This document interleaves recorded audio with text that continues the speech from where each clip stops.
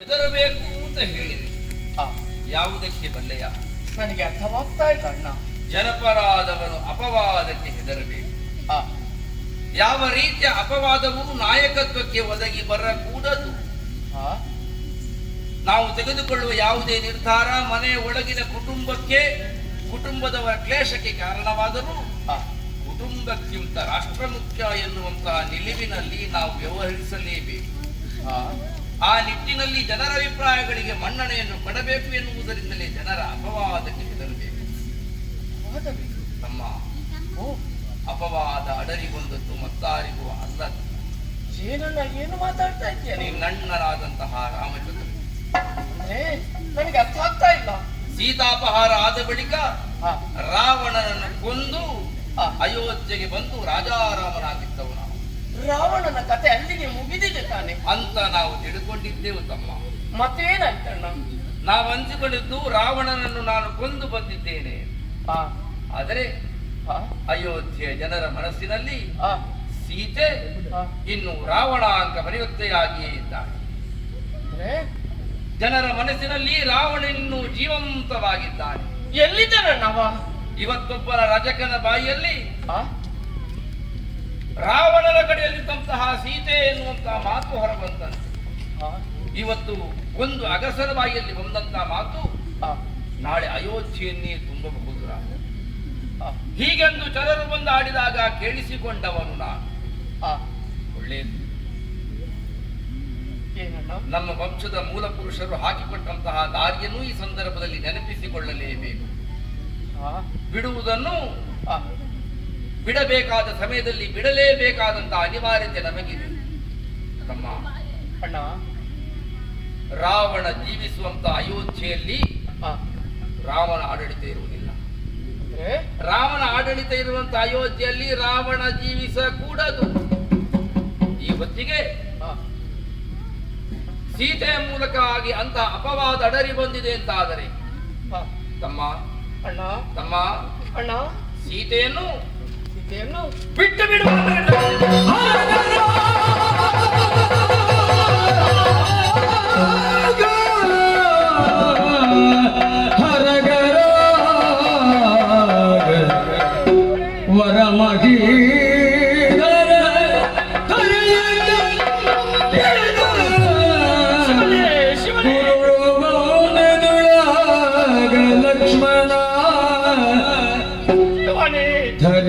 ಕಂಪನ ಗುರುಳು ಮೌನದೊಳಗ ಲಕ್ಷ್ಮಣ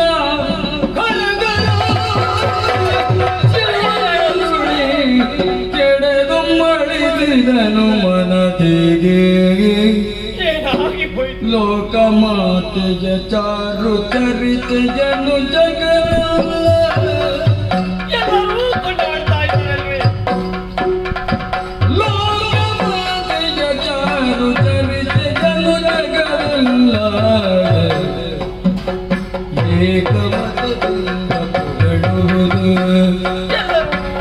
ಏಕಮತದಿಂದ ಪುಗಡುವುದು ನಾಕವಾಸಿಗಳು ಸಗ ಕಾಣಿದರು.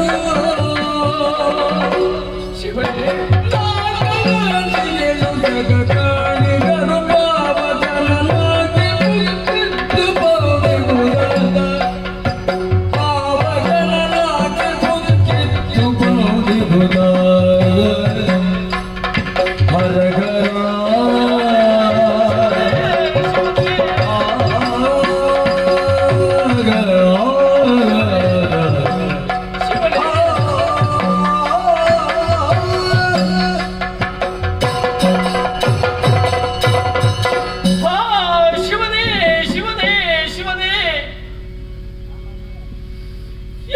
ಮಾತುಗಳನ್ನು ನಾನು ಈ ಹೊತ್ತಿನಲ್ಲಿ ಕೇಳುತ್ತಾ ಇದ್ದೇನೆ. ಅಣ್ಣನಾಡಿದಂತಹ ಮಾತನ್ನು ಕೇಳುವಾಗ ಸಿಡಿಲೇ ನನ್ನ ತಲೆಗೆ ಬಡಿದಂತ ಅನುಭವ ಆಗುತ್ತಾ ಇದೆ. ಅಲ್ಲ ಬಂಡೆ ಕಲ್ಲೇ ಉರುಳಿ ಬಂದು ನನ್ನ ತಲೆಗೆ ಬಿತ್ತ. ನಾನು ಭೂಮಿ ಮೇಲಿದ್ದೇನ, ಭೂಮಿಯೇ ನನ್ನ ಮೇಲಿದೆ ಅನ್ನುವಂತ ಆಘಾತಕ್ಕೆ ಒಳಗಾದೇನಲ್ಲ ಶಿವನೇ. ಕಾದಂತಹ ಶೀಜವನ್ನೇ ನನ್ನ ಕಿವಿಗಳಿಗೆ ಸುರಿಸಿದ ಅನುಭವ ಆಗುತ್ತಾ ಇದೆ. ಇಲ್ಲದೆ ಹೋದ್ರೆ ನಮ್ಮಮ್ಮ ಜಾನಕಿಯನ್ನು ತೆರೆಯುವುದಕ್ಕೆ ಮನಸ್ಸು ಮಾಡಿದರೆ ನಮ್ಮ ಪಾಲಿನ ಭಾಗ್ಯ ದೇವತೆ ಅವಳು. ಕೇವಲ ನನಗೆ ಮಾತ್ರ ಅಮ್ಮನಲ್ಲ, ಅವಳು ಲೋಕ ಮಾತೆಯಾಗಿದ್ದಾಳೆ. ಅವಳ ಚರಿತ್ರೆಯನ್ನು ಮೇಲ್ಲೋಕವಾಸಿಗಳಾದಂತಹ ದೇವತೆಗಳೇ ಕೊಂಡಾಡುತ್ತಾ ಇದ್ದಾರೆ, ಲೋಕಲೋಕದವರು ಕೊಂಡಾಡುತ್ತಾ ಇದ್ದಾರೆ. ಪ್ರಜ್ವಲಿಸುತ್ತಿರುವಂತಹ ಬೆಂಕಿಯನ್ನು ಪ್ರವೇಶ ಮಾಡಿ ಅದರಿಂದಲೇ ಎದ್ದು ಬಂದ ಮಹಾಮಾತೆ ಅವಳು. ಅಂತಹ ಮಾತೆಯನ್ನು ತ್ಯಜಿಸುವುದಕ್ಕೆ ಮನ ಮಾಡಿದರೆ ಅಣ್ಣ, ಇಲ್ಲ ಇಲ್ಲ, ಇದನ್ನು ನಾನು ಒಪ್ಪುವುದಿಲ್ಲ. ಆದರೆ ಅಮ್ಮನ ಮೇಲೆ ಹಾಕಿದಂತ ಅಪಮಾನವನ್ನು ನಾನು ತಡೆಯಲಾರೆ ಅಣ್ಣ.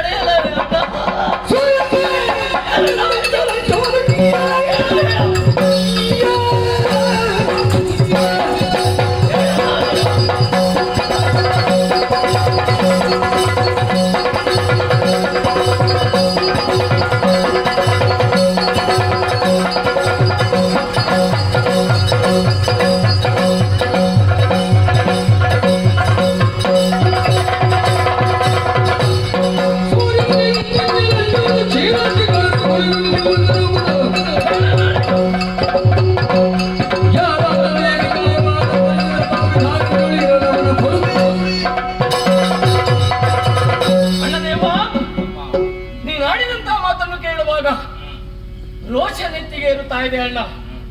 ಯೋಚನೆ ಮಾಡಿ ನೋಡು, ನೀನು ಮೇಲೆ ನೋಡಿ ಉಗಿಲಿದರೆ ಸೂರ್ಯನಿಗೆ ಎಂಜಲು ತಾಗುವುದಕ್ಕೆ ಸಾಧ್ಯ ಉಂಟೆ ಹೇಳು? ಹಾಲಿಗೆ ಹುಲಿಯನ್ನು ಹಿಂಡಿದರೆ ಖಂಡಿತವಾಗಿ ಮುಸರಾದೀತು. ಆದರೆ ಸಾಗರಕ್ಕೆ ಹುಲಿಯನ್ನು ಹಿಂಡಿದರೆ ಮುಸರಾಗುವುದಕ್ಕೆ ಸಾಧ್ಯ ಉಂಟೆ ಹೇಳು? ಸಾಗರ ಕನ್ಯೆ ನನ್ನ ಅಮ್ಮನ ಮೇಲೆ ಯಾರ ಅಪವಾದ ಹಾಕಿದ್ದಾರ ಅವರನ್ನು ನನಗೆ ತೋರಿಸು.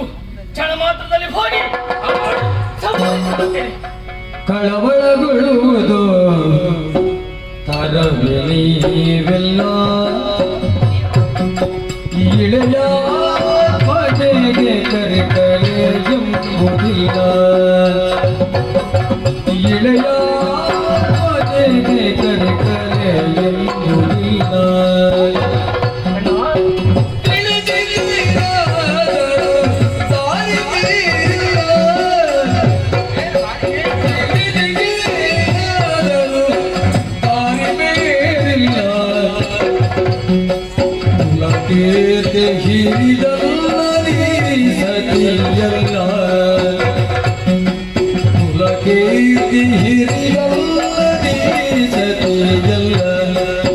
ಕಳವಳಗೊಳ್ಳುವುದು ತರವೆಲ್ಲ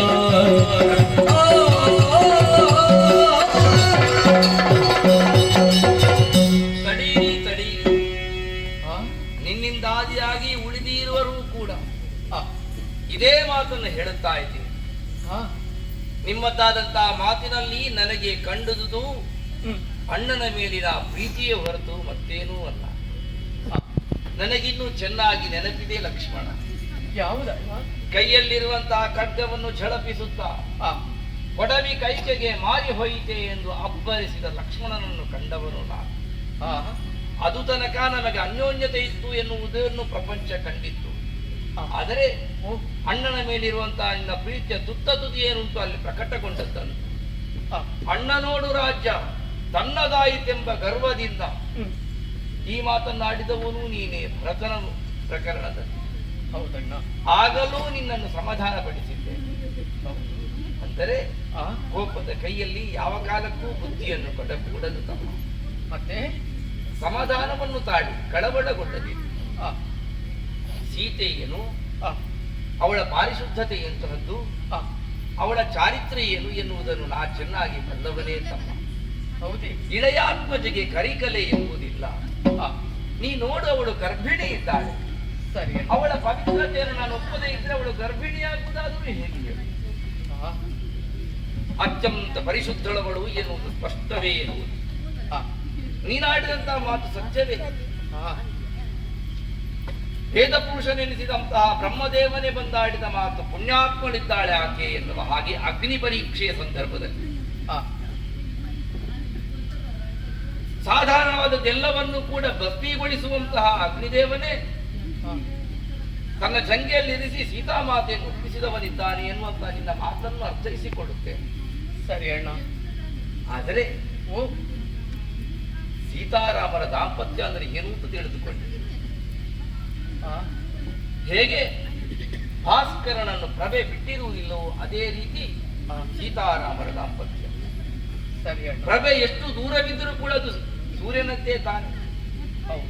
ಕೇವಲ ನನ್ನಲ್ಲಿರಕೂಡದು, ಲೋಕ ಬೆಳಗಬೇಕೆನ್ನುವಂತ ದೃಷ್ಟಿಯಿಂದಲಲ್ಲದೆ ಆತ ಪ್ರಭೆಯನ್ನು ಕಿರಣವನ್ನು ಆ, ಬಿಟ್ಟುಕೊಡುವುದನ್ನು ಬಿಟ್ಟುಕೊಡಬೇಡ ಸಂದರ್ಭದಲ್ಲಿ ಬಿಟ್ಟು ಕೊಡಲೇಬೇಕು ಎನ್ನುವುದನ್ನು ನಮ್ಮ ವಂಶದ ಮೂಲ ಪುರುಷರೇ ನಮಗೆ ಪಾಠವಾಗಿ ಹೇಳಿರುವಾಗ ಆ, ಅದನ್ನು ಅನುಸರಿಸಲೇಬೇಕಾದುದು ನಮಗೆ ಧರ್ಮವಲ್ಲವೇ ತಮ್ಮ.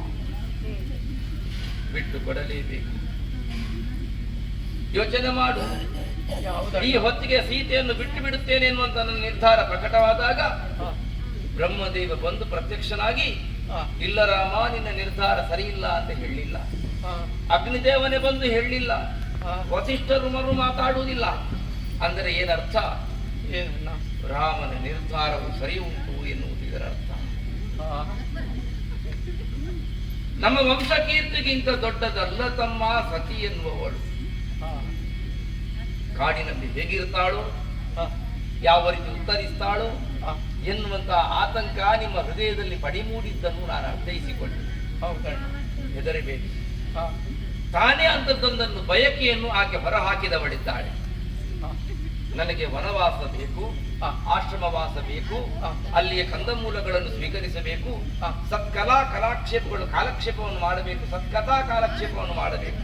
ಆ, ಇಂತಹದ್ದೆಲ್ಲ ನಿರೂಪವನ್ನು ಅವಳೇ ಹೇಳಿರುವಾಗ ಹ್ಮ್, ದೈವಿಯ ಪ್ರೇರಣೆ ಇದು. ಆ, ಕಾಡಿಗೆ ಅವಳನ್ನು ಬಿಟ್ಟು ಬರಬೇಕಾದಂತಹ ಹೊಣೆಯನ್ನು ಆ, ತಮ್ಮ ಅಣ್ಣ, ನಿನಗೆ ವಹಿಸಿದ್ದೇನೆ. ಅಣ್ಣ. ರಾಮ ಅಜ್ಜೆ ಇದು. ಆ.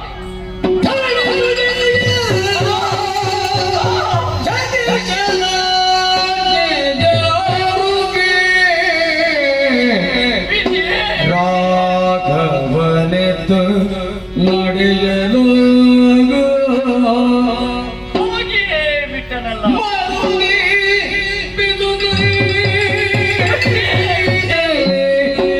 ಮರವಟ್ಟಿದ್ದ ಲಕ್ಷ್ಮಣನೋ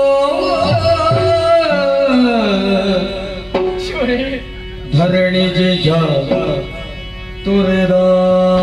ತುರೆದಾದರುಳಿಸುವ ವಿಧಿಯೇ, ಧರಣಿ ಜಯ ತುರೆದಾದರುಳಿಸುವ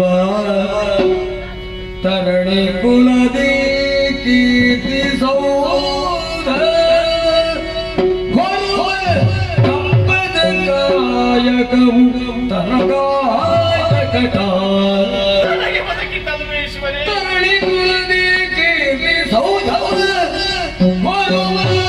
ಕಂಬದ ಕಾಯಕವು ತನಗಾಯ ಕಟ ಎನ್ನುತ್ತಾ ರಾಮ, ರಾಮ ರಾಮ ರಾಮ ಆಗ ಆಗ ಆಗ ಆಗ ರಾಮ ರಾಮ, ರಾಮ.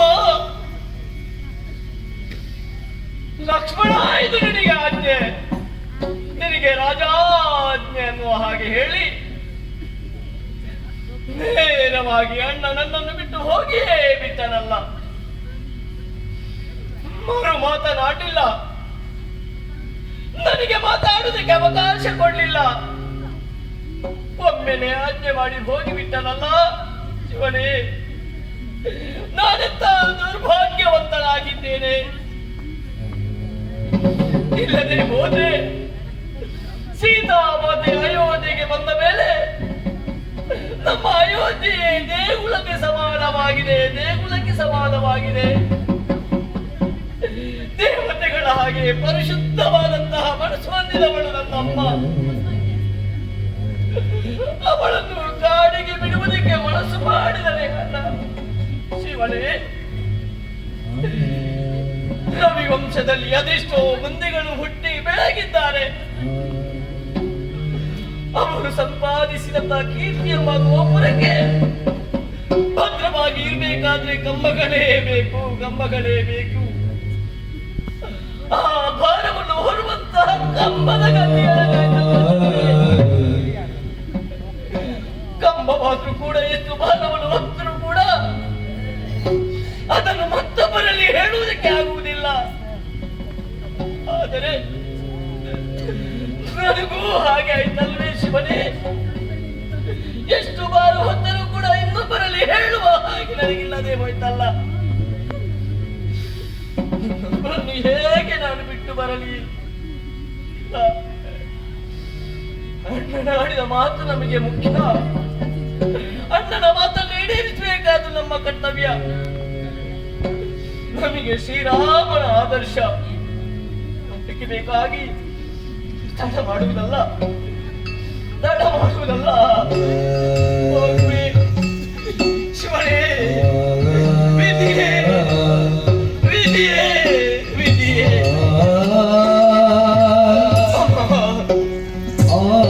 ಶಿವನೇ ಶಿವನೇ ಶಿವನೇ.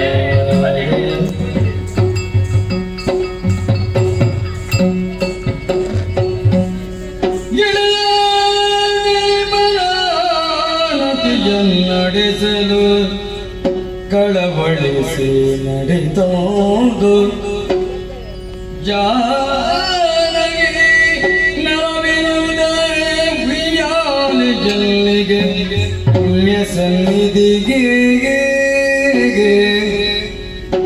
ಬಂದ ಮೈದು ನನ್ನನ್ನು ಕಾಣುತ್ತ ದೇವಿಯಾವುದು ಪ್ರಿಯಾಳೆಯ ಇಳಿಯುತ್ತ ಹೊಂದಿದ ಹೊರಳಿ ಬಂದು ಕೇಳಿದಳು ಬಸಲ್ಲದೆ ಲೇಖಾಟ ಲಕ್ಷ್ಮಣ ಬಂದುದುಗ ಲೇಖಾಟ ಲಕ್ಷ್ಮಣ ಬಂದುದುಗ ಎಲ್ಲ ಬೇಕರಳಿದು ದೋಷ ಮಾಡುದುಗ ವಾದವದಿತು ಗರನೀಗ ವಾದವದಿತು ಗರನೀಗ ಬಂದ ಆಶಯ ನೊಡನೀಗ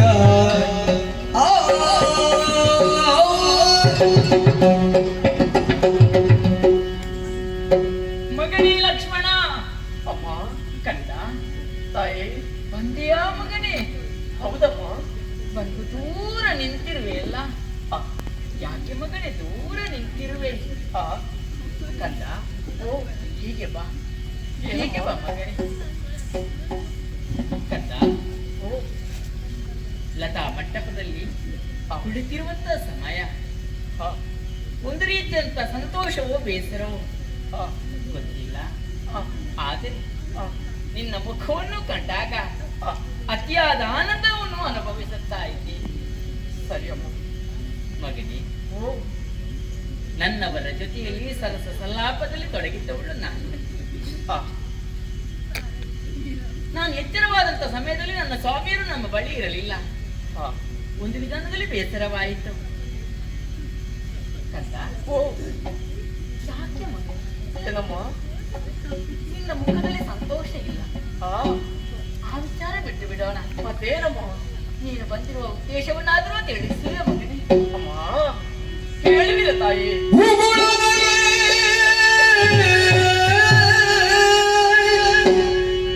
ನಾನಗೆ ತೊದಲೇ ಹುಸಿನಗೆಯ ಜವನಿಗೆಯೊಳಗೆ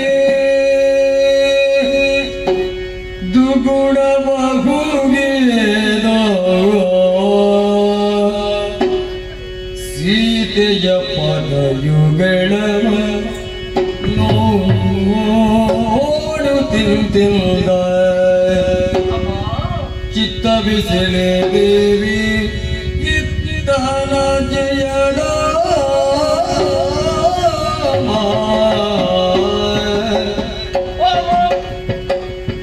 ಚಿತ್ತ ಬಿಸಿಲೆ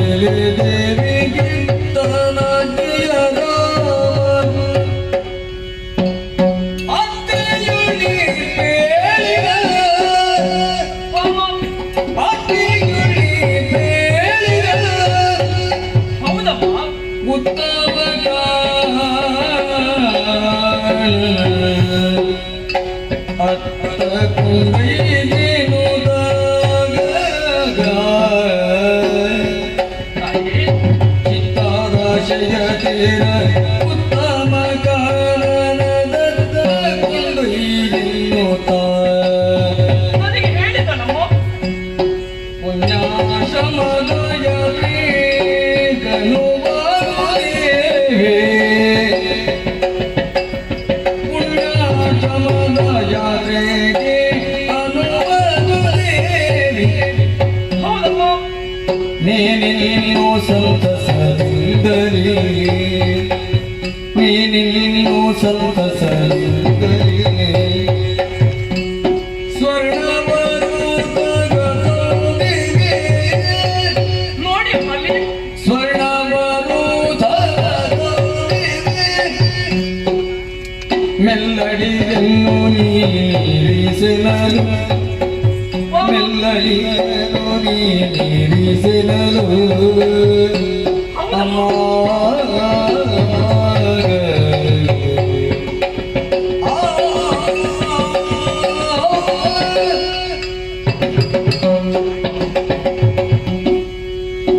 ಅಮ್ಮ ಲಕ್ಷ್ಮಣ, ಪವಿತ್ರವಾದ ಪಾದದ್ವಯಗಳಿಗೆ ಉಭಯ ಕರಗಳನ್ನು ಜೋಡಿಸಿಕೊಂಡಿದ್ದೇನಮ್ಮ. ಶುಭವಾಗಲಿ ಕಂದ. ತಾಯಿ, ಏನಪ್ಪ? ಇಷ್ಟರವರೆಗೆ ನಿಮ್ಮನ್ನು ಅತ್ತಿಗೆ ಅಂತ ನಾನು ಕರೆದವನಲ್ಲಮ್ಮ. ಅಮ್ಮಂತಲೇ ನಿಮ್ಮನ್ನು ಕರೆದವನು. ಹೌದು, ನನ್ನ ತಾಯಿಯ ಮುಖವನ್ನು ನಾನು ನಿಮ್ಮದೇ ಕಾಣುತ್ತಾ ಇದ್ದೇನಮ್ಮ. ಸತ್ಯ ಕಂದ. ಆದರೆ ಏನು?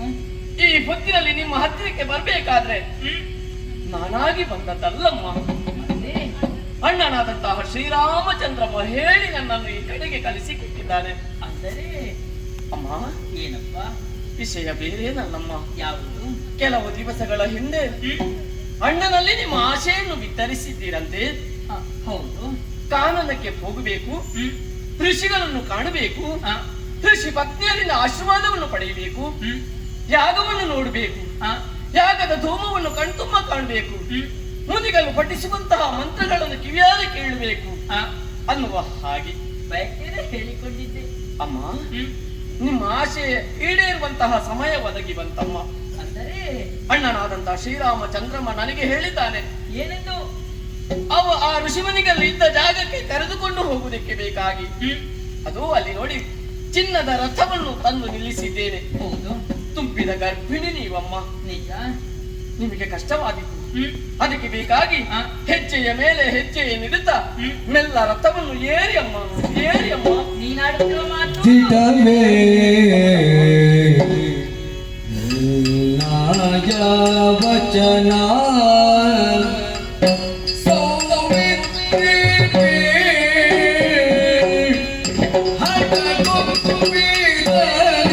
ರಮಣ ಸೌಮಿತ್ರೇ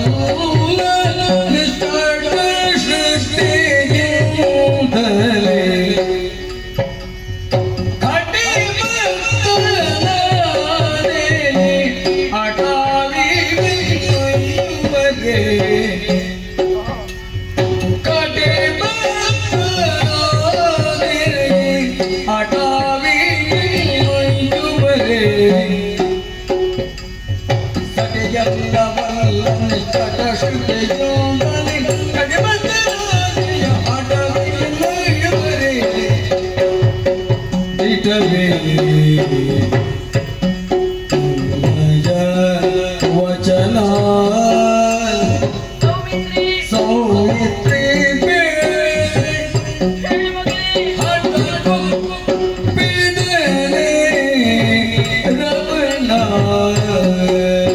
ಓ ಕಣ್ಣ.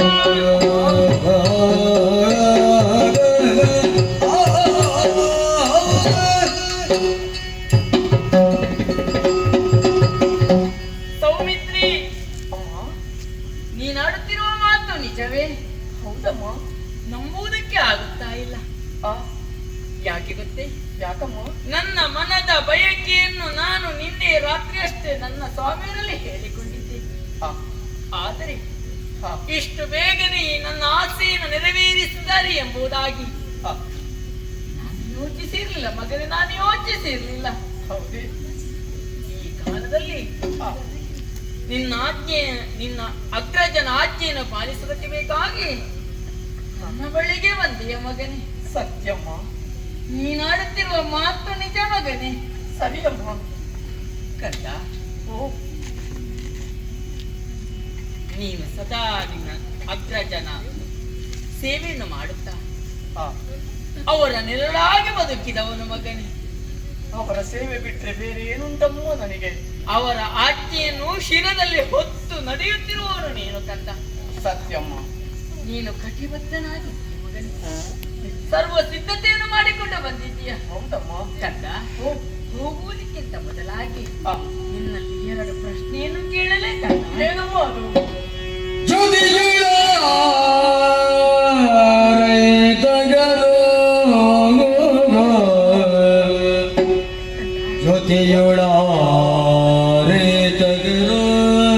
ಯಾರು ಬರುವರು? ನಿನ್ನಯ ಸಭೆಯೋ ಭರತನ ಭಾರ್ಯೆಯೋ ಎನಗತಿ ಸಲುಗಿಗೆ ಶ್ರುತಕೀರ್ತಿಯಳೋ ಮಾತೆಯರೋ ಹಿತದಿ ಪೀಡಾ ಆ ಕಾಲರದಿ ಮುನಿಸದಿಯರಿಗೆ ಕೊಡಲೇರನು ಈಯಲೇ ಕ್ಷಿತಿಯದಿ ಬಗೆನುವುದನೆ ಕ್ಷಿತಿಯದಿ ಬಗೆನಂದನೆ ತಮ್ಮನಿದೆ ಲಕ್ಷ್ಮಣನು ಓ ಲಕ್ಷ್ಮಣ, ಎಲ್ಲ ಸಿದ್ಧತೆಯನ್ನು ಮಾಡಿಕೊಂಡಿದ್ದೆ ಎಂಬುದಾಗಿ ಸ್ಪಷ್ಟವಾಗಿ ಅರ್ಥೈಸಿಕೊಂಡೆ. ಆ, ಆದರೆ ಏನಮ್ಮ? ನಾನು ಯಾವ ಸಿದ್ಧತೆಯನ್ನು ಮಾಡಿಕೊಂಡಿಲ್ಲ ನೋಡು ಆ, ಮಗನೇ. ಓ, ಕಾನನಕ್ಕೆ ಹೋಗುವುದಕ್ಕಾಗಿ ನಾನು ಹೊರಡಬೇಕಾಗಿದೆ. ಆ, ಆದರೆ ಏನಮ್ಮ? ನಾನು ಊರುಳೆ ಹೋಗುವುದೇ ಆ, ಅಲ್ಲವಲ್ಲ. ಆ, ನಿನ್ನ ಮಡದಿಯಾದಂತ ಊರ್ಮಿಳೆ ಬರುವಳೆ? ಇಲ್ಲ. ಭರತನ ಸತಿಯಾದಂತ ಮಾಂಡವಿ ಬರುವಳೆ? ಆ, ಬೇಡ. ನನಗೆ ಅತಿ ಸಲುಗೆಯ ತಂಗಿ ಶ್ರುತಕೀರ್ತಿ ಬರುವಳೆ. ಜೊತೆಯಲ್ಲಿ ರಾಜಮಾತೆಯರು ನನ್ನತ್ತೆಯಂದಿರು ಬರುವರೆ. ಆ, ಲಕ್ಷ್ಮಣ, ಅಮ್ಮ. ನನ್ನ ಸ್ವಾಮಿಯವರು ನನ್ನ ಜೊತೆಯಲ್ಲಿ ಬರುತ್ತಾರೆ. ಇಲ್ಲ, ಮುನಿ ವಧುಗಳಿಗೆ ಕೊಡುವುದಕ್ಕೆ ಬೇಕಾಗಿ ಸ್ವಸ್ತುಗಳನ್ನು ಕೊಂಡು ಹೋಗಬೇಕಾಗಿದೆ. ಆ, ಅದರ ಬಗ್ಗೆ ನನ್ನ ಸ್ವಾಮಿಯವರು ನಿನ್ನಲ್ಲಿ ಏನಾದರೂ ಹೇಳಿದ್ದಾರೆ? ಬೇಗನೆ ಹೇಳು ಲಕ್ಷ್ಮಣ, ಬೇಗನೆ ಹೇಳು. ಎನ್ನನೇ ಕಾಯಕಕ್ಕೆ ನೇಮಿಸಿ ಅಮ್ಮ. ಅಣ್ಣ ಭೂಮಿಗ ಗಗನ ತಾಯಗೆ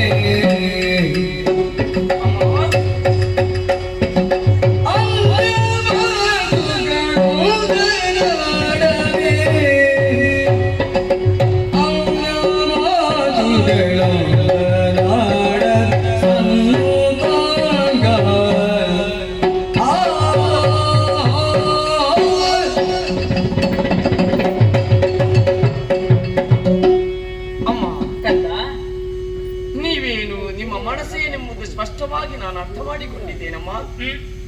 ಒಬ್ಬರನ್ನು ಬಿಟ್ಟು ಒಬ್ಬರಿದ್ದವರಲ್ಲ, ಇಲ್ಲ. ಕ್ಷಣ ಕ್ಷಣಕ್ಕೂ ಜೊತೆಯಲ್ಲಿದ್ದವರು ನೀವಮ್ಮ. ಹೌದು. ಆದ್ರೆ ಈ ಸಂದರ್ಭದಲ್ಲಿ ಯಾರೆಲ್ಲ ಬರ್ತಾರೆ ಅನ್ನುವ ಹಾಗೆ ನೀವೇ ಕೇಳುತ್ತಾ ಇದ್ದೀರಲ್ಲಮ್ಮ. ಸಂತೋಷದಿಂದ ಕೇಳುತ್ತಾ ಇದ್ದೇನೆ. ಅಮ್ಮ, ಏನಪ್ಪ? ನನ್ನ ಅಮ್ಮಂದಿರ ವಿಷಯ ನಿಮಗೆ ಕೂಡ ಗೊತ್ತಿದೆ ತಾನೆಮ್ಮ. ರಾಜಮಾತೆಯರು ಎದ್ದು ನಿಲ್ಲುವುದಕ್ಕೆ ಕಷ್ಟವಾಗಿದೆ ಅವರಿಗೆ. ಹೌದು, ಅಂದ್ರೆ ವೃದ್ಧಾಪ್ಯ ಅವರು ಆವರಿಸಿದೆ. ಆದ ಕಾರಣ ಅವರಿಗೆ ಬರುವುದಕ್ಕೆ ಅಸಾಧ್ಯವೇ ಅಮ್ಮ. ಅತ್ತೆಯಂದರೂ ಬರುವುದಿಲ್ಲ. ಇಲ್ಲಮ್ಮ. ಮತ್ತೆ ನಿನ್ನ ಮಡದಿ? ಆಮೇಲೆ ನನ್ನ ಮಡದಿ ಊರ್ಮಿಳೆ, ಹೌದು. ಮೂವರು ಕೂಡ ತುಂಬಿದ ಗರ್ಭಿಣಿಯರಾಗಿದ್ದಾರಮ್ಮ. ತಂಗಿಯಂದಿರು 3 ಗರ್ಭಿಣಿಯರು. ಅವರು ಬರುವ ಹಾಗಿಲ್ಲಮ್ಮ. ಇಲ್ಲ. ಆಮೇಲೆ ನನ್ನ ಅಣ್ಣನ ವಿಷಯ ನಿಮಗೆ ಕೂಡ ಗೊತ್ತಿದೆ ತಾನೆ. ನನ್ನ ಪ್ರಭುಗಳು. ಅಧಿಕಾರ ಎನ್ನುವುದು ಮುಳ್ಳಿನ ಹಾಸಿಗೆ ಇದ್ದ ಹಾಗೆ ಅಮ್ಮ. ಹೌದು, ಕಿರೀಟ ಹೊತ್ತ ತಲೆಗೆ ಕಿರುಕುಳ ತಪ್ಪುವುದಿಲ್ಲಮ್ಮ. ನಿಜ. ಪ್ರಜಾರಂಜಕನಾಗಿ ಸದಾ ಬಡವರ ಬಗ್ಗೆ ಯೋಚನೆ ಮಾಡ್ತಾ ಇದ್ದಾನೆ ನನ್ನ ಅಣ್ಣ. ಹೌದು, ಅವ ರಾಜಕೀಯದ ವಿಷಯದಲ್ಲಿದ್ದಾನಮ್ಮ. ನಿಜ. ಆದ್ದರಿಂದ ಅವನಿಗೆ ಕೂಡ ಬರುವುದಕ್ಕೆ ಅಸಾಧ್ಯ ಅಣ್ಣ. ನನ್ನ ಸ್ವಾಮಿಯವರು ಬರುವುದಿಲ್ಲ. ಅವರೂ ಬರುವುದಿಲ್ಲಮ್ಮ. ಹಾ, ಆಮೇಲೆ ಭರತ ಶತ್ರುಘ್ನರು, ಹೌದು, ಅವರಿಬ್ಬರು ಕೂಡ ಅಣ್ಣನ ಜೊತೆಯಲ್ಲಿ ಇದ್ದಾರಮ್ಮ, ಸಹಕಾರಿಗಳಾಗಿ. ನಿಜ. ಅದಕ್ಕೆ ಬೇಕಾಗಿ ನನಗೆ ಆಜ್ಞೆ ಮಾಡಿದ್ದಾನೆ, ಎಂದು ಅಲ್ಲಿಗೆ ಕರ್ಕೊಂಡು ಹೋಗಬೇಕು ಲಕ್ಷ್ಮಣ ಅನ್ನುವ ಹಾಗೆ. ನೀನು ನನ್ನ ಜೊತೆಯಲ್ಲಿ ಬರುತ್ತೆ. ಹೌದಮ್ಮ. ಆಮೇಲೆ ತಯಾರಿ ನಾನೇನು ಸಿದ್ಧತೆ ಮಾಡಲಿಲ್ಲಮ್ಮ. ಇಲ್ಲ. ನಿಮಗೆ ಏನು ಬೇಕು ಅದನ್ನೆಲ್ಲ ನೀವೇ ಸಿದ್ಧತೆ ಮಾಡಿಕೊಳ್ಳಿ ಅಮ್ಮ. ನನ್ನ ಸ್ವಾಮಿಯವರಿಗೆ ರಾಜಕಾರ್ಯ. ಹೌದಮ್ಮ. ಆಯ್ತು ಮಗನ್. ಹಾ, ಹಿರಿಯವರು, ಹಾ, ಗುರುಗಳು, ರಾಜಮಾತೆಯರು, ಹೌದಮ್ಮ. ಅವರ ಆಶೀರ್ವಾದವನ್ನು ನಾನು ಪಡೆದು ಬರಬೇಕಾಗಿದೆ. ಸರಿ ಅಮ್ಮ. ಅಷ್ಟೇ ಅಲ್ಲ, ಹಾ, ಮುನಿ ವಧುಗಳಿಗೆ ಕೊಂಡು ಹೋಗುವುದಕ್ಕೆ ಬೇಕಾಗಿ ವಸ್ತುಗಳ ಸಿದ್ಧತೆ ಸರಿ, ಎಲ್ಲವೂ ಆಗಬೇಕು ತಾನೆ. ಸತ್ಯಮ್ಮ. ಆ ಸಿದ್ಧತೆಯಲ್ಲಿ ಹಾ, ನಾನು ಬರುತ್ತೇನೆ. ಆಯ್ತಮ್ಮ. ಹೋಗುವುದಕ್ಕೆ ರಥ ನಾನು ಸಿದ್ಧಪಡಿಸ್ತೇನೆಮ್ಮ. ಆಯ್ತು ಮಗನ್, ಆಯ್ತು, ಸಿದ್ಧಪಡಿಸಿ. ಹೋಗಿ ಬನ್ನಿಯಮ್ಮ. ಬರ್ತೀನಿ ನಾನು. ಹೋಗಿ ಬನ್ನಿ, ಹೋಗಿ ಬನ್ನಿಯಮ್ಮ. ಹಾ, ವಿಧಿ, ನನ್ನಮ್ಮ ಎಷ್ಟು ಒಳ್ಳೆಯ ಮನಸ್ಸಿನಿಂದ ಮಾತನಾಡುತ್ತಾ ಇದ್ದಾರೆ. ಇವರನ್ನು ಹೇಗೆ ಕರ್ಕೊಂಡು ಹೋಗಬೇಕು, ಹೇಗೆ ಬಿಟ್ಟು ಬರಬೇಕೆಂಬುದೇ ನನಗೆ ಅರ್ಥವಾಗುತ್ತಾ ಇಲ್ಲವಲ್ಲ. ಇಲ್ಲದೆ ಹೋದ್ರೆ ಲಕ್ಷ್ಮಣನ ಜೀವನದಲ್ಲಿ ಇಷ್ಟರವರೆಗೆ ನಾನು ಸುಳ್ಳನ್ನು ಮಾತನಾಡಿದವನಲ್ಲ. ಈ ಸಂದರ್ಭದಲ್ಲಿ ಅಣ್ಣನಿಗೆ ಬೇಕಾಗಿ ಸುಳ್ಳನ್ನು ಮಾತಾಡುವಂತಹ ಅವಕಾಶ ನನಗೆ ಒದಗಿ ಬಂತಲ್ವ. ಈ ಹಿಂದೆ ಪಿತೃವಾಕ್ಯ ಪರಿಪಾಲನೆಗೆ ಬೇಕಾಗಿ 14 ವರ್ಷ ಅಣ್ಣ ಕಾಡಿನಲ್ಲಿ ಇದ್ದವನು. ಪಂಚವಟಿಯಲ್ಲಿ ವಾಸ ಮಾಡುತ್ತಿರುವಂತಹ ಸಮಯದಲ್ಲಿ ನಮ್ಮ ಅಮ್ಮ ಮಾಯಾಮೃಗವನ್ನು ನೋಡಿದ್ದಾಳು. ಅದೇ ನನಗೆ ತಂದುಕೊಡಬೇಕನ್ನುವ ಹಾಗೆ ಅಣ್ಣನಲ್ಲಿ ಹಠವಾಗಿ ಹಿಡಿದು ಮಾತನಾಡಿದ ಸಂದರ್ಭದಲ್ಲಿ ಅಣ್ಣ ಬೇಡ ಬೇಡ ಬೇಡ ಅಂತ ಹೇಳಿದ್ರು. ನನ್ನ ಅಮ್ಮ ಕೇಳದೆ ಹೋದಳಲ್ವಾ. ಆ ಸಂದರ್ಭದಲ್ಲಿ ಅಣ್ಣನಾಡಿದ ಮಾತು, ಜೀವಂತವಾಗಿ ಸಿಕ್ಕಿದ್ರೆ ನಾನು ತಂದು ಕೊಡ್ತೇನೆ, ಜೀವಂತವಾಗಿ ಸಿಗದೆ ಹೋದ್ರೆ ಶರಪ್ರಯೋಗ ಮಾಡಿ ಆ ಜಿಂಕೆಯನ್ನು ಕೊಲ್ತೇನೆ ಅನ್ನುವ ಹಾಗೆ. ಆ ಸಂದರ್ಭದಲ್ಲಿ ಜಿಂಕೆಯನ್ನು ಕೊಂದಾದ್ರೂ ನೀನು ತಂದು ಕೊಡ್ಬೇಕನ್ನುವ ಹಾಗೆ ಹೇಳಿದ್ರು. ಆ ಜಿಂಕೆ ಸಾಯುವಂತ ಸಂದರ್ಭದಲ್ಲಿ ಹಾ ಲಕ್ಷ್ಮಣ, ಹಾ ಸೀತಾ ಅನ್ನುವ ಹಾಗೆ ಬೊಬ್ಬೆ ಹಾಕಿತ್ತಲ್ವೇ. ಈ ಸ್ವರವನ್ನು ಕೇಳಿ ನನ್ನಮ್ಮ ಸೀತಾದೇವಿ ಹೇಳಿದ ಮಾತು ಒಂದೇ, ಮಗನೇ ಲಕ್ಷ್ಮಣ, ನನ್ನ ಸ್ವಾಮಿಗೆ ಏನೋ ಕಷ್ಟ ಒದಗಿದೆ, ಹೋಗು ಮಗನೇ ಅನ್ನುವ ಹಾಗೆ. ನಾನು ಎಷ್ಟು ವಿಧವಾಗಿ ಹೇಳಿದ್ರು ನನ್ನ ಮಾತು ಅಮ್ಮನಿಗೆ ಪಥ್ಯವಾಗ್ಲಿಲ್ಲ. ಆಗ ಹೇಳಿದಂತ ಮಾತು, ನನ್ನ ಸ್ವಾಮಿ ಹೇಳಿದರೆ ಏನು ನೀನು ನನ್ನನ್ನು ಸ್ವೀಕಾರ ಮಾಡ್ತೀಯ ಅನ್ನುವ ಹಾಗೆ ಕೇಳಿಕೊಂಡಾಗ ಮನಸ್ಸಿಡಿದೇ ನನ್ನ ತಲೆಗೆ ಬಡಿದಂತ ಅನುಭವ ಆಗ್ತಾ ಇದೆ. ಇದೇ ವಿಷಯವನ್ನು ನನ್ನ ಮಡದಿಯಾದಂತಹ ಉರ್ಮಿಳೆಯಲ್ಲಿ ಹೇಳುವಾಗ ಅವಳು ಹೇಳಿದ್ದು ಒಂದೇ, ಆ ಸಂದರ್ಭದಲ್ಲಿ ಹೇಳಿದ ಮಾತಿಗೆ ಈ ಶಿಕ್ಷೆಯೋ ಏನು ಅನ್ನುವ ಹಾಗೆ. ಏನೇ ಆಗಿರ್ಲಿ ಅಮ್ಮನನ್ನು ಕರ್ಕೊಂಡು ಹೋಗ್ಬೇಕಾದ ನನ್ನ ಕರ್ತವ್ಯ. ನೋಡೋಣ ನೋಡೋಣ ನೋಡೋಣ. ಲಕ್ಷ್ಮಣ, ಏನು ಮಗನೇ ನಿನ್ನಷ್ಟಕ್ಕೆ ನೀನು ಮಾತನಾಡುತ್ತಾ ಇದೆಯಲ್ಲ. ಏನಿಲ್ಲಮ್ಮ, ಬೇರೆ ಏನು ಯೋಚನೆ ಮಾಡಿದ್ದಲ್ಲ. ಈ ಸಂದರ್ಭದಲ್ಲಿ ಅಣ್ಣನಾದಂತಹ ಶ್ರೀರಾಮಚಂದ್ರಮ್ಮ ನಿಮ್ಮ ಜೊತೆಯಲ್ಲಿ ಬರ್ತಿದ್ರೆ ಇನ್ನೂ ಎಷ್ಟು ಸಂತೋಷ ಆಗ್ತಿತ್ತೋ ಏನೋ ನಿಮಗೆ ಅಂತ ನಾನು ಯೋಚನೆ ಮಾಡಿದ್ದೆ ಅಷ್ಟೇ. ಕಂದ, ಸುಳ್ಳಾಡುವುದಕ್ಕೂ ಅಭ್ಯಾಸ ಬೇಕು ಮಗನೇ. ಏನಮ್ಮ? ಅಭ್ಯಾಸ ಇಲ್ಲದೆ ಸುಳ್ಳಾಡುವುದಿಲ್ಲ. ಯಾಕಮ್ಮ? ಸತ್ಯ ಗೊತ್ತಾಗುತ್ತದೆ ಮಗನೇ. ಏನಮ್ಮ? ಅರ್ಥವಾಯಿತು. ನಿನ್ನ ಮನದ ನೋವು ಏನೆಂಬುದಾಗಿ ಚೆನ್ನಾಗಿ ಅರ್ಥವಿಸಿಕೊಂಡೆ. ಸದಾ ಅಣ್ಣನ ನೆರಳಾಗಿದ್ದವನು ನೀನಲ್ಲಿ. ಅವರನ್ನು ಅಗಲಿರಬೇಕೇನುವಂತ ನೋವು ನಿನ್ನನ್ನು ಕಾಡುತ್ತಾ ಇದೆಯಲ್ಲ ಮಗನೇ. ಕಂದ, ಅವರ ಸತಿಯಾದಂತ ನಾನೇ ಇಷ್ಟು ಸಂತೋಷದಲ್ಲಿರುವಾಗ ನೀನ್ಯಾಕೆ ಈ ರೀತಿಯಾಗಿ ದುಃಖ ಪಡುದು? ಏನಿಲ್ಲಮ್ಮ ದುಃಖ. ಎಲ್ಲರೂ ನಿಮಗೆ ಆಶೀರ್ವಾದ ಮಾಡ್ತಾರೆ. ಆಶೀರ್ವಾದ ಮಾಡಿದ್ದಾರೆ, ಎಲ್ಲರೂ ಮಾಡಿದ್ದಾರೆ, ನನ್ನನ್ನು ಬೀಳ್ಕೊಟ್ಟಿದ್ದಾರೆ ಮಗನೇ. ಹೌದೇ ಅಮ್ಮ? ಹೌದು ಕಣ. ಹಾಗಾದ್ರೆ ಸಕಲ ಸಿದ್ಧತೆ ಆಗಿದೆ, ರಥ ಸಿದ್ಧವಾಗಿದೆ ಅಮ್ಮ. ಧಾರಾಳವಾಗಿ ಇಟ್ಕೊಳ್ಳಿ ಅಮ್ಮ. ಪ್ರಭು ಶ್ರೀರಾಮಚಂದ್ರನನ್ನೇ ಸ್ಮರಿಸುತ್ತಾ ನನ್ನ ರಥವನ್ನೇರುತ್ತೇನೆ ಬನ್ನಿ ಅಮ್ಮ, ಮಗನೇ. ಬನ್ನಿ ಬನ್ನಿ ಬನ್ನಿ.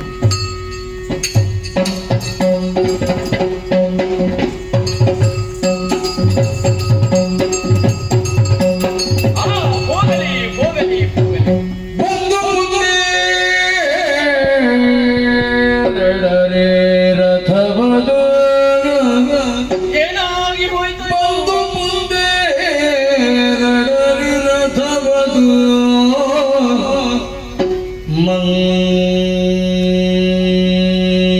ಮಂದಗತಿಯಲಿ ಗಮಿಸುತ್ತಾ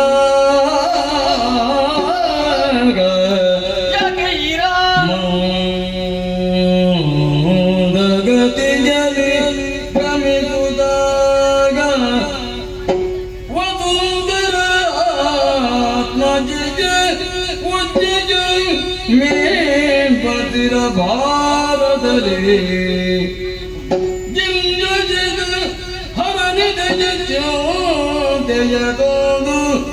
ಗುರು ಹೊರೆಯುವುದಲ್ಲ ಮಣಿಸಂದನಕ್ಕೆ ಬಲುವಿದ ತುಳುದಗಿತು ಗತಿರಿರೋ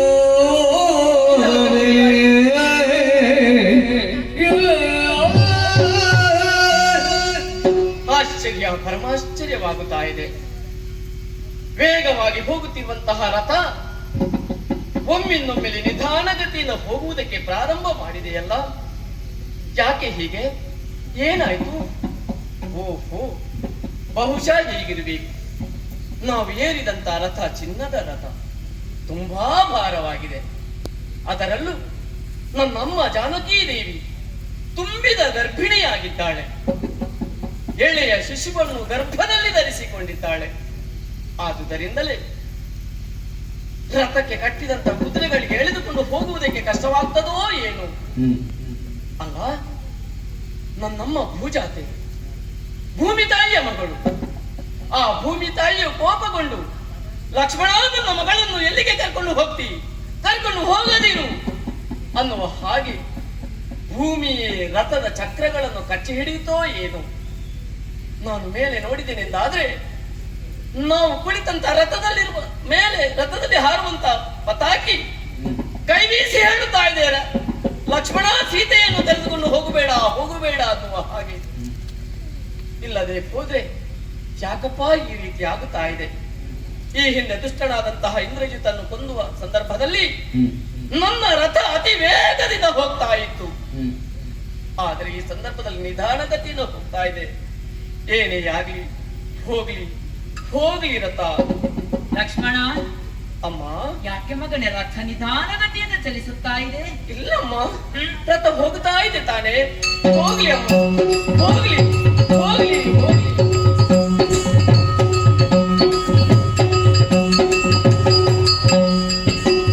ಸಿಂಗರದ ಬಗ್ಗೆ ಮಂಗಲವಾಗಿ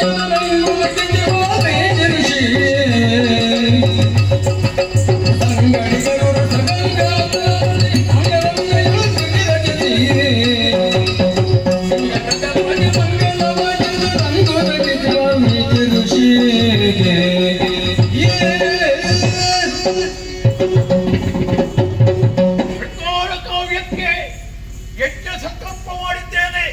ಆ ಮಹಾಯಜ್ಞಕ್ಕೆ ಸಮಿಧಬೇಕು ಅಂತ ಹುಡುಕುತ್ತಾ ಬಂದಿದ್ದೇನೆ. ಅದೇನು ಕೇಳ್ತಾ ಆ ಸಮಯದಿ ವನದೆಡೆಯೂ ಕೇಳಿದು ಭೂಸುದೆಯಾಗದನೆಯೂ ಕೋಸಲಪತಿಯ ನಾಮದ ಕೀರ್ತನ ಗೀತು ಮಧುರವೆನು ತಲೆ ಮುನಿಯೋಗ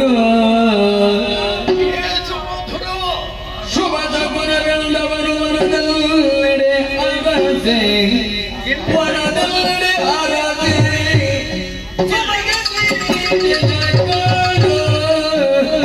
ಬಳಿಗೈದಿ ಮರುತ್ಯೋಗ ಅಭಯ ಮುದ್ರೆಗೆ ತೋರಿ ಅಭಯ ಮುದ್ರೆಗೆ ತೋರಿ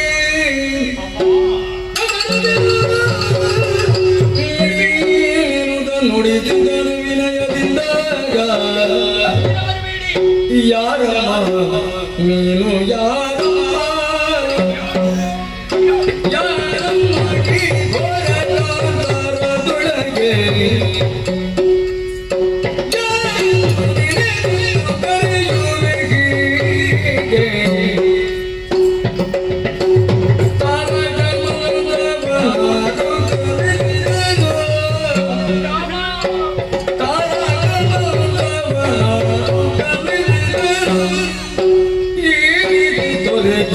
ಹೋದವರ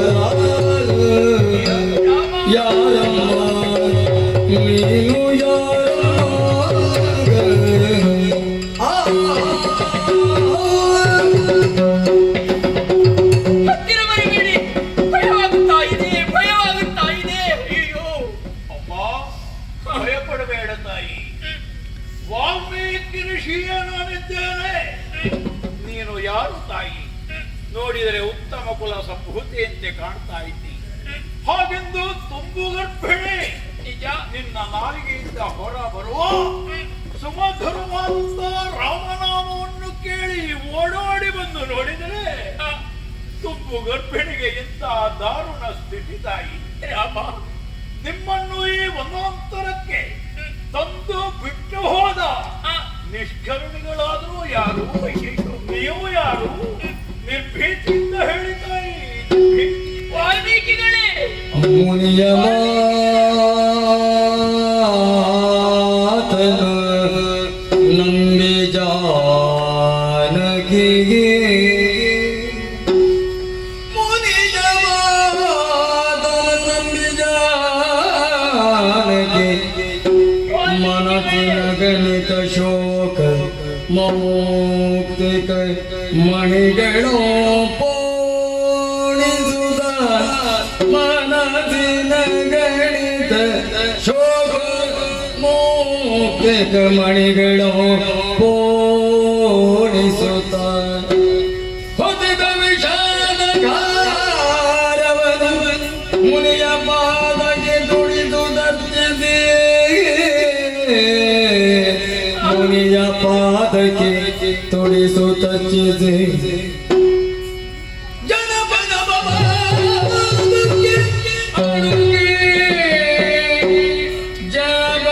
ಜನಪದವಾದಕ್ಕಳುಗೆ ತನ್ನ ಯವನದಿ ತೊರೆದಾತ ತಿಥಿಯನು ಬಣ್ಣಿಸಿದಳು ತನ್ನನು ವನದಿ ತೊರೆದಾತ ತಿಥಿಯನು ಬಣ್ಣಿಸಿದಳಳುತ್ತ ಮುನಿವರೇಣ್ಯ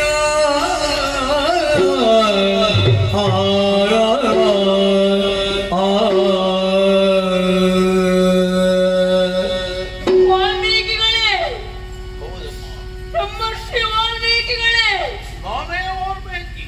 ತಮ್ಮ ಪುಣ್ಯ ಪಾದತೆಗಳಿಗೆ ವಂದನೆಯನ್ನು ಸಲ್ಲಿಸಿದ್ದೇನೆ. ಅಭೀಷ್ಟ ಸಿದ್ಧಿಯಾಗಲಿ. ಮುನಿಪೋತ್ತಮ, ಓ, ಯಥಾ ಯೋಗ್ಯವೋ ಎಂಬುದಕ್ಕಿಂತಲೂ ಯಥಾ ಸಾಧ್ಯವಾದಂತ ಸತ್ಕಾರವನ್ನು ನಾನು ಮಾಡಬೇಕಿತ್ತು. ಸರಿ ಅಮ್ಮ. ಆದರೆ ಆ ವ್ಯವಸ್ಥೆ ನನ್ನ ಪಾಲಿಗಿಲ್ಲ. ವಾಸ್ತವತೆ ಬಿಡುವುದಿಲ್ಲ. ಕಾನೂನಿನಲ್ಲಿ ನಾನಿದ್ದೇನೆ. ಆದರೆ ನಿಮ್ಮಂತ ಮುನಿಶ್ರೇಷ್ಠರ ದರ್ಶನ ನನ್ನ ಪಾಲಿಗೆ ಆದುದು.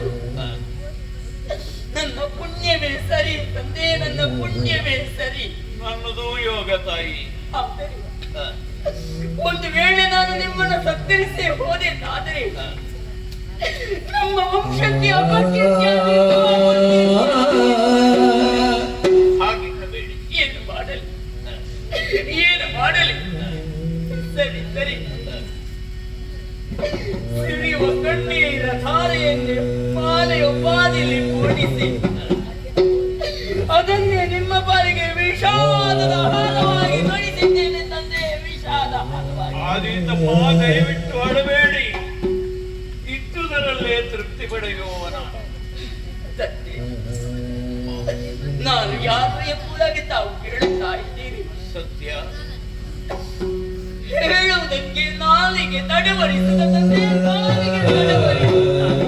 ನೀವು ಹೇಳದೇ ಇದ್ದರೆ ನನಗೆ ತಿಳಿಯುವುದಾದ್ರೂ ಹೇಗಮ್ಮ?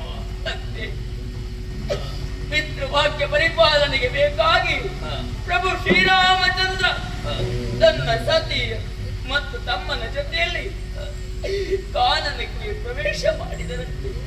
ಸರಿ. ಪಂಚವಟಿ ಪ್ರದೇಶದಲ್ಲಿ ಸುಕ್ಷೇಮದಲ್ಲಿರುವಂತಹ ಸಮಯ ಅವರ ಮಡದಿಯಾದಂತಹ ಸೀತೆಯನ್ನು ಲಂಕೆಯ ದೊರೆಯಾದಂತಹ ದುಷ್ಟ ರಾವಣ ಅಪಹರಿಸಿಕೊಂಡು ಹೋದರಂತೆ. ಅವನ ಹಣೆಯಲ್ಲೇ ಹಾಗೆ ಬರೆದಿತ್ತು ತಾಯಿ, ಏನು ಮಾಡುವಣ? ನಿಜ ಸ್ಥಿತಿಯನ್ನು ಅರ್ಥವಿಸಿಕೊಂಡು ಸತಿಯನ್ನು ಮತ್ತೆ ಪಡೆಯಬೇಕೆನ್ನುವಂತ ಮಹಾದಾಸೆ ನಿಲ್ಲಿಸಿಕೊಂಡು ಸುಗ್ರೀವನ ಸಖ್ಯವನ್ನು ಬೆಳೆಸಿಕೊಂಡು ಲಂಕಾಪುರವನ್ನೇ ಪ್ರವೇಶ ಮಾಡಿದರು. ಹೌದಂತೆ. ಆ ರಾವಣನನ್ನೇ ಕೊಂದು ಮರಳಿ ಸೀತೆಯನ್ನು ಪಡೆದು ಅಯೋಧ್ಯೆಯನ್ನು ಸೇರಿದರು. ಆದರೆ ಏನು ಮಾಡುವನು ತಂದೆ? ಏನಮ್ಮ? ಸೀತೆಯ ಚರಿತ್ರೆಯಲ್ಲಿ ಓರ್ವ ರಜಕ ಕಳಂಕವನ್ನು ಕಂಡ ತಂದೆ, ಕಳಂಕ. ಶ್ರೀರಾಮಚಂದ್ರ ಬದುಕ್ತಾ ಇದ್ದೀರಿ. ನಿಜ. ನಾನು ಕೇಳಿದ್ದು ನೀವು ಯಾರು, ನಿಮಗೆ ಯಾಕೆ ಹೀಗೆ ಅಂತ. ನನ್ನ ಪರಿಚಯ ಇಲ್ಲ ತಾಯಿ. ತಂದೆ ಓ ರಾಜಋಷಿ ಜನಕರಾಯನ ಸುದ್ದಿ, ದಶರಥನ ಸೊಸೆ ಪ್ರಭು ಶ್ರೀರಾಮಚಂದ್ರಮನ ಸತಿ ಜಾನಕಿ. ಯಾರು? ಆ ಜಾನಕಿ ನಾನು ಸತಿ.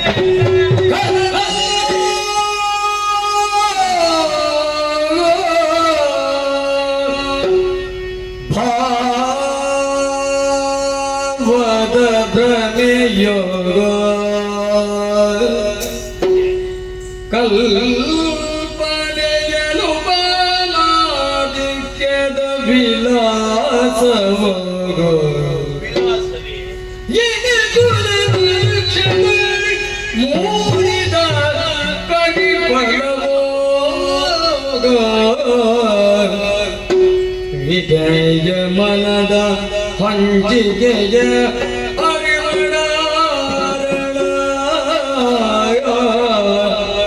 ಏನು ತಾರ ವಿಭ್ರಮಿಯಿಂದ ಪುಳಗಿದ ತನುವಿನಿದುರಿದ ವಾಸ್ತವವನ್ನು ನುಡಿಸಿದನು ಮಾತೇ ಜಾನಕಿ ಎನ್ನ ಕಾವ್ಯ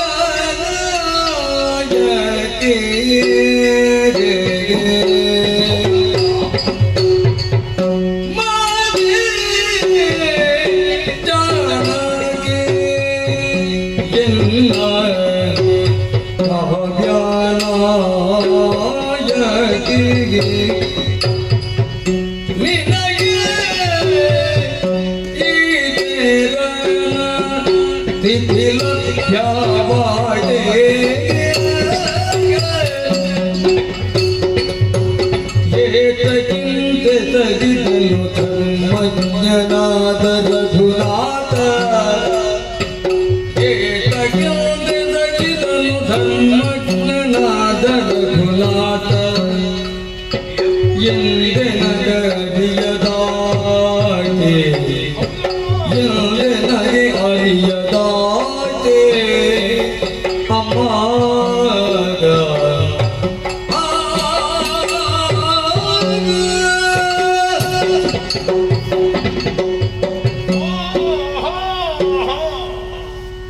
ಮಾತೆ ಜಾನಕಿ, ನನ್ನ ಕಾವ್ಯ ನಾಯಕಿ, ನಿನಗೂ ಈ ತರದ ಸ್ಥಿತಿ ಲಭ್ಯವಾಯಿತೆ ತಾಯಿ.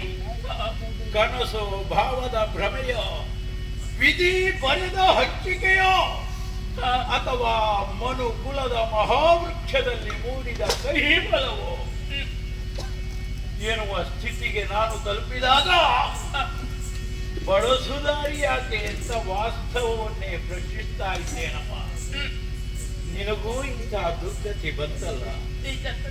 ರಘುಕುಲೋತ್ತಮನಾಗಿ ರಾಘವ ಎನ್ನುವ ಹೆಸರಿಗೆ ಪಾತ್ರನಾಗಿದ್ದರೆ ನಾನು ನಂಬಿದ ಆದರ್ಶ ಪುರುಷ ಶ್ರೀರಾಮಚಂದ್ರಮ.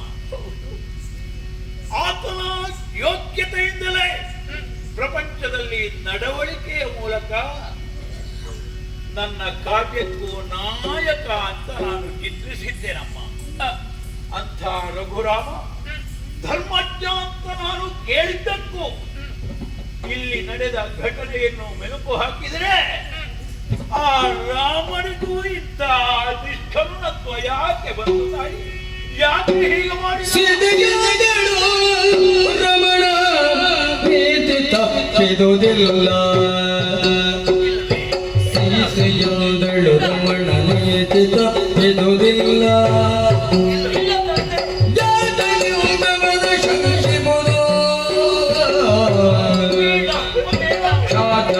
ಅಪಘಾತ ಭೀತಿಯೆದುರಲೇ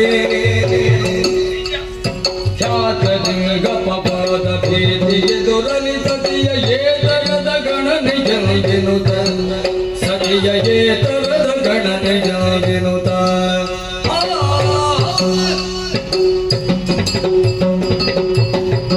ಇಲ್ಲ ತಂದೆ, ಇಲ್ಲ. ನಿಮ್ಮದಾದಂತಹ ಮಾತನ್ನು ಇನ್ನು ಮುಂದಕ್ಕೆ ತಾವು ಮುಂದುವರಿಸಬಾರದು ತಂದೆ. ಕಥೆ ಮುಂದುವರಿಸಿ. ಮಾಡಬಹುದಂತೆ ಯಾಕೆ ಆಡಬಾರದು? ಅದನ್ನು ಕೇಳುವಂತ ತಾಳ್ಮೆ ಆ ಶಕ್ತಿ ನನಗಿಲ್ಲ ತಂದೆ, ನನಗಿಲ್ಲ. ಅವರ ಸತಿಯಾಗಿ ನಿನಗಿಲ್ಲವೇ ತಾಳ್ಮೆ? ಇಲ್ಲ ತಂದೆ. ಯಾಕಮ್ಮ? ನನ್ನ ಸ್ವಾಮಿಯವರು ನೀತಿ ತಪ್ಪಿದವರಲ್ಲ. ಇಲ್ಲವಾದ್ರೆ ಹೀಗೆ ಯಾಕೆ? ಅವರು ತಪ್ಪು ಕೆಲಸವನ್ನೇ ಮಾಡಿದವರು ಅಲ್ಲ. ಈ ಕಾಲದಲ್ಲಿ ಜನ ಅಪವಾದಕ್ಕೆ ಅಂಜಿದಂತ ನನ್ನ ಸ್ವಾಮಿಯವರು ಈ ಕಾರ್ಯ ಮಾಡಿದ್ದು ಸರಿ ತಂದೆ, ಈ ಕಾರ್ಯ ಮಾಡಿದ್ದು ಸರಿ. ಹೌದಾ? ಅವರಿಗೆ ರಾಜಾರಾಮನಾಗಿರಬೇಕೆ ಹೊರತು ಸೀತಾರಾಮನಾಗಿರಬೇಕೆನ್ನುವಂತ ಆಸೆ ಇರಲಿಲ್ಲ ತಂದೆ. ಅಲ್ಲ, ಯಾರನ್ನು ದೂರಿ ಪ್ರಯೋಜನವಿಲ್ಲ. ಇದು ನಾನು ಪಡೆದು ಬಂದದ್ದು ತಂದೆ, ನಾನು ಪಡೆದು ಬಂದದ್ದು. ಅಂದ್ರೆ ಹೆಣ್ಣು ಜನ್ಮದಿಂದಲಾಗಿ ಈ ರೀತಿಯಾದಂತಹ ಸ್ಥಿತಿ ಒದಗಿ ಬಂದಿದೆ. ಆದ್ದರಿಂದ ನನ್ನ ಪ್ರಭುವಿನ ಮೇಲೆ ಅಪವಾದವನ್ನು ಹೊರಿಸಬೇಡಿ ತಂದೆ, ಹೊರಿಸಿ. ಇಲ್ಲ ತಾಯಿ, ಪ್ರಮಾದ ಪ್ರಮಾದ, ಬೇಸರ ಮಾಡಬೇಡಿ. ಇಲ್ಲ ತಂದೆ. ನಿಮ್ಮ ಮಾತಿಗೆ ಒಪ್ಪಿದೆ ನಮ್ಮ. ರಾಮ ರಾಜ್ಯ ಎಷ್ಟು ಶ್ರೇಷ್ಠವಾದ್ದು ಲೋಕದಲ್ಲಿ. ಮಡಿವಾಳನಪ್ಪನ ಮಾತಿಗೂ ಎಷ್ಟು ಮಾನ್ಯತೆ ಇದೆ ಶ್ರೀರಾಮಚಂದ್ರಮನದ್ದು ನಿಜ ಎನ್ನುವುದನ್ನು ತಿಳಿಯದೆ ನಾನೊಬ್ಬ ಸಾಮಾನ್ಯ ಮನುಷ್ಯನಾಗಿ ಬಿಟ್ಟೆ ಅಮ್ಮ. ಇಲ್ಲ ತಂದೆ. ದಯವಿಟ್ಟು ಇನ್ನೊಮ್ಮೆ ನನ್ನ ಮುಖ ನೋಡಿ. ನೋಡಿದ್ದೇನೆ. ನೀವು ಅಣ್ಣನಲ್ಲ, ಅಲ್ಲ, ನಾನು ಹುತ್ತದಿಂದ ಹೊರಬಂದು ವಾಲ್ಮೀಕಿಯಾದೆ. ಹೌದು, ನೀವು ಭೂ ಸಂಜಾತೆ ಅಲ್ವೇ? ನಿಜ. ಸಂಬಂಧ ನೋಡಿದ್ರೆ ಅಲ್ಲಿ ತಂಗಿ, ಇಲ್ಲಿ ಅಣ್ಣ. ಹೌದು, ಇಲ್ಲಿ ಜ್ಯೇಷ್ಠತ್ವ, ಅಲ್ಲಿ ಕನಿಷ್ಠತ್ವ ಅಲ್ಲ ತಾಯಿ. ಅಲ್ಲ. ಭೂ ಸಂಜಾತೆಯಾದಂತಹ ನೀನು ನಾನಿದ್ದು ತಂದೆಯ ಸ್ಥಾನದಲ್ಲಿದ್ದು ಜ್ಯೇಷ್ಠ ಭ್ರಾತೃ ಪಿತೃ ಸಮಾನ ಇರುವಂತೆ ಯಾವುದೇ ಕೊರತೆ ಮಾಡದಂತೆ ಶ್ರೀರಾಮಚಂದ್ರಮನನ್ನೇ ಮನಸ್ಸಾರ ಸಂಕಲ್ಪಿಸಿ ನಿಮ್ಮನ್ನು ಸಲಹುವುದಕ್ಕೆ ಸಿದ್ಧನಿದ್ದೇನೆ. ಖಂಡಿತ. ಹೇಗೆ ಒಪ್ಪುತ್ತೀರಾ? ನಿಮ್ಮ ಆಸರೆಯಲ್ಲಿ ಬದುಕುವುದು ನನ್ನ ಭಾಗ್ಯ. ನಿಮ್ಮನ್ನು ಅನುಸರಿಸಿಕೊಂಡು ಬರುವುದಕ್ಕೆ ನಾನು ಸಿದ್ಧಳಾಗಿದ್ದೇನೆ. ಹಾಗಿದ್ರೆ ತಂಗಿಯೂ ಹೌದು, ಮಗನೂ ಹೌದು. ಈಗ